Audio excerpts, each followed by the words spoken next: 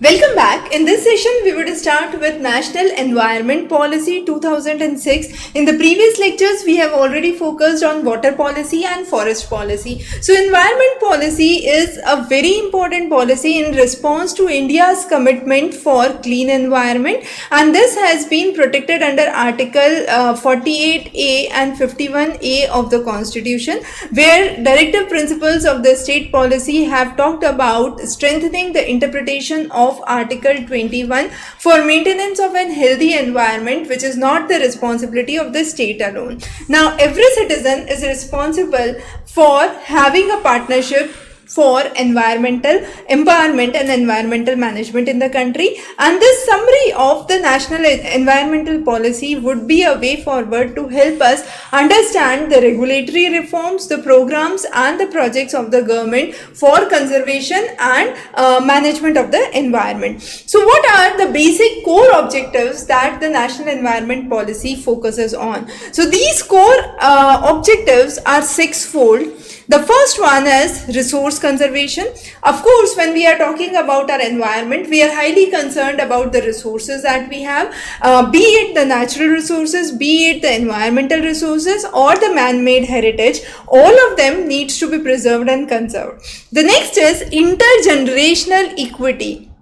Now this is a very interesting term, intergenerational. That means between the generations, that is we are a bond between the future generation and the past generation, and therefore it is the duty of the present generation to utilize the resources judiciously such that the needs are met for the next generations to come. The next one is securing the livelihood. Now, be it a tribal community who is using the minor forest produce or the poor relying on the environment or the forest resources, for everyone there should be the security of the livelihood which must be attained. Another important aspect is good governance. Now, this comes with transparency, accountability and participation for environmental management. Finally, using the resources efficiently and integrating the concerns of the environment with socio-economic policies so that proper planning and project development can take place. Now, this national environment policy comes with five-fold guiding principles.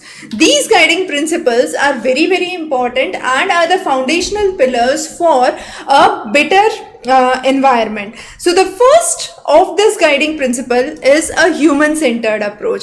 That means whatever development we are seeking, we are concerned that human beings are the center to that development, and any and all development would run around the human beings. The second is to achieve an integrated process. Now this integrated process is that the development should be there. That development cannot be isolated from environment or cannot run in isolation. So we would have to utilize and work on the environment surrounding to it. Let's say I take a simple example, we need to build a dam.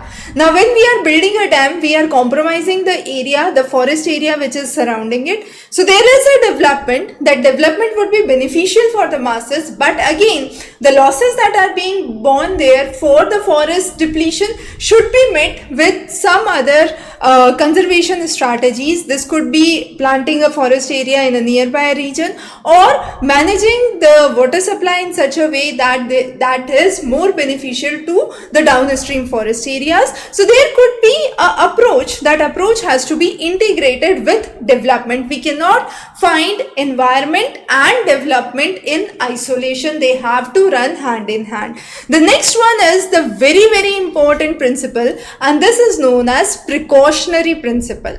Now this precautionary principle says that where there are threats of irreversible damage to the environment, if a proper scientific analysis is not done, then it could be detrimental.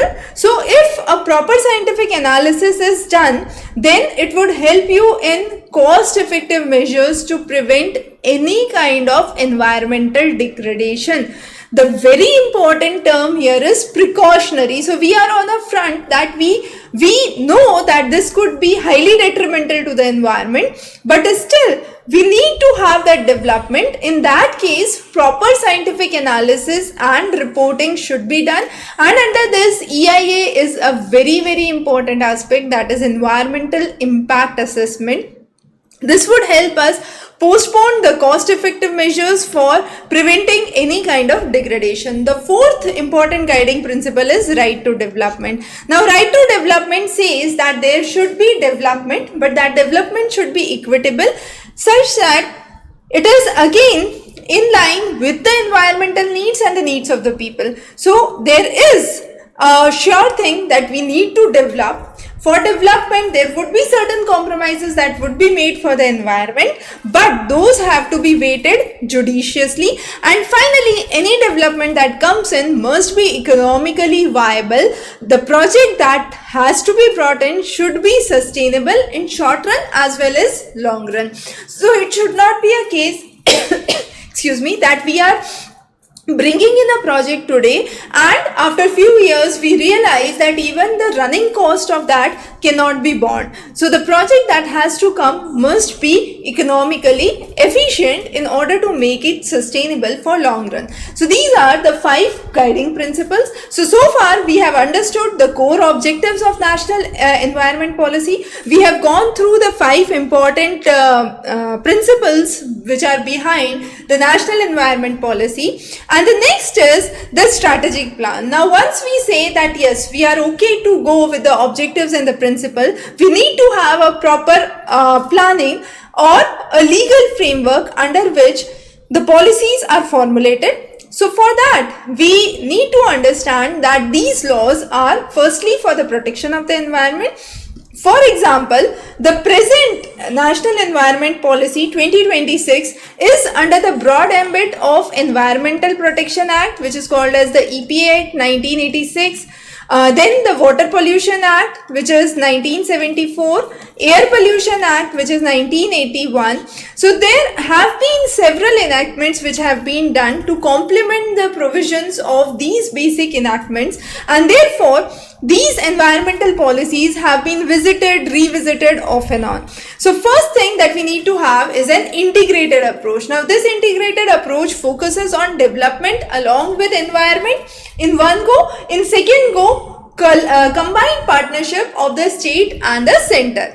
The next is identifying the new areas. Now new areas talk about where we can have new legislations that could be brought, new international agreements that could be brought in order to have a smoother development. We have to review all the laws that have been outdated and synergize and provide provisions for similar new objectives to be brought in. The next is to ensure accountability. Now to ensure accountability, we hold every